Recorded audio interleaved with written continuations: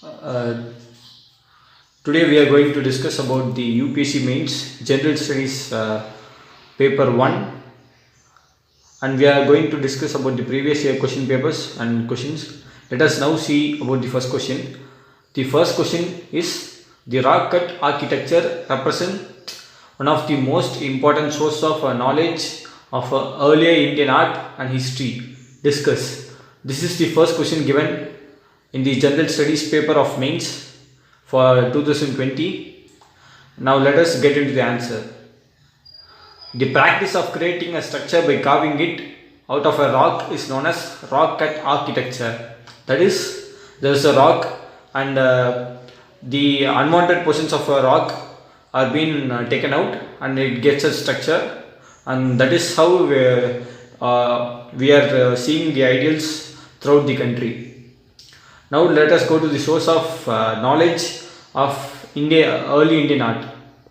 Prehistoric rock art, which was finely carved as it is mentioned above by removing unwanted portions, and it was painted with pictures of animals by cave dwellers who hunted.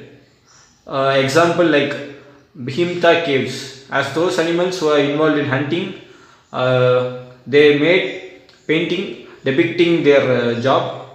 Next, we can see the Mauryan face art. We know Mauryan kingdom, and in those kingdom there were some residential quarters known as viharas, and they were and arts were depicted in these places. For example, in lion capital of Ashoka. Next to Mauryas, we have post-Mauryan phase, where the already mentioned residential quarters, viharas, and Chaityas, prayer halls, were depicted with pictures. Example, Hasil caves of Maharashtra. Next, when we come to architecture, temple architecture, images and images of Hindu gods and goddesses were painted on the temples, and the rocks which were incarved, so on. For example, monolithic Kailas Karla cave. This is important temple since every temple would be built from bottom, but this temple is special as it is carved from a big rock, and it got a structure of a temple. And in these sources we are able to get some knowledge about early Indian arts. Now let us go to sources of Indian history.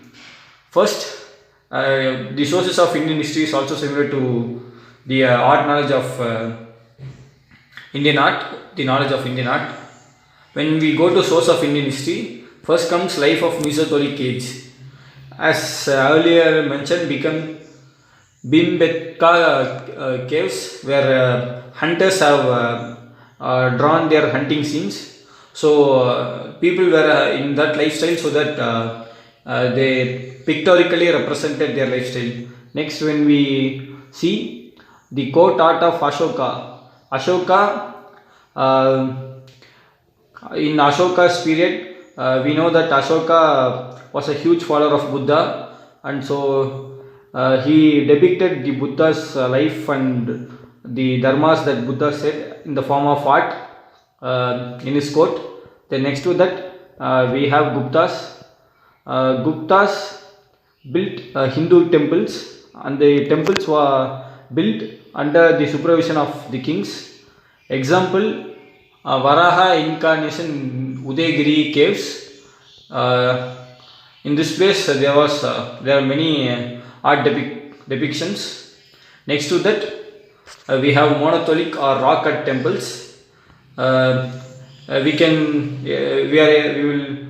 able to see many temples and many rock structures in the shore of Mahabalipuram, and it is a very famous destination. Even last year we had a bilateral meeting with China in Mahabalipuram, and it was ruled by Pallava dynasty, and it has many rock depict temples, and that shows our Indian art and history. Next to that, we have religious life, where many North Indian temples and many religious sculptures have been portraying their gods. For example, the worship of Buddha in North, in Ellora and Ajanta caves. Apart from this, the Indian art and Indian arts have been a source of economic relationship between religion and commercial life, as people were buying it and so on. And so this is all about first question in General Studies 1 UPSC 2020. Now let us move on to the next question. Palla period is the most significant phase in history of Buddhism in India. Enumerate. This is the question, and now let us move to the answer. It is a common fact or historical fact that last refugees of decaying Buddhism was in eastern India.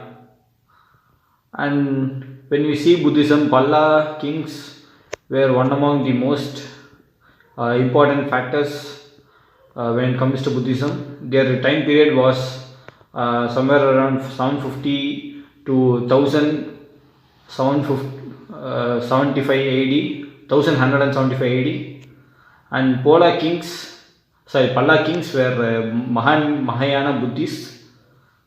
So significance of Palla period for Buddhism are these following.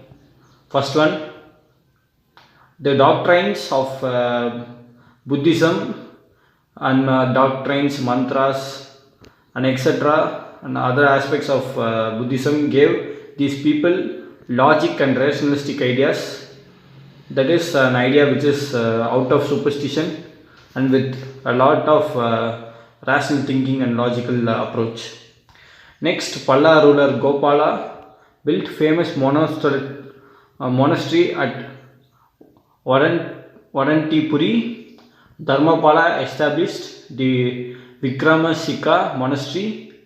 Devapala was also a patron of Nalanda monastery. These were the kings and these were the establishments that they made in regard to Buddhism. Tantric Buddhism was developed due to its own curriculum. Apart from it was a sect of Buddhism, and it developed and it showed it in a different path due to its own curriculum. Next, we come to Buddhist monuments of Sarnath, Bodh Gaya, Varanasi and Nalanda were renovated. We observe that in many places we have historical buildings, but these buildings remain old. If they remain very old, it might not look well. So renovation is the most important thing, and important Buddhist monuments were renovated during their period. And some of the famous Buddhist scriptures were translated by peoples from Kashmir, Tibet and various other peoples, and they were kept in these monuments which were renovated. But the sad part of Palla's period in Buddhism was the demise of Buddhism occurred after the 12th century, which was after the collapse of the Palla dynasty. After the collapse of Palla dynasty, there was no activity, religious Buddhist activity in public, and there were only sanghas which were in private, but they were not actively or even in public. So loss of patronage of these Pallas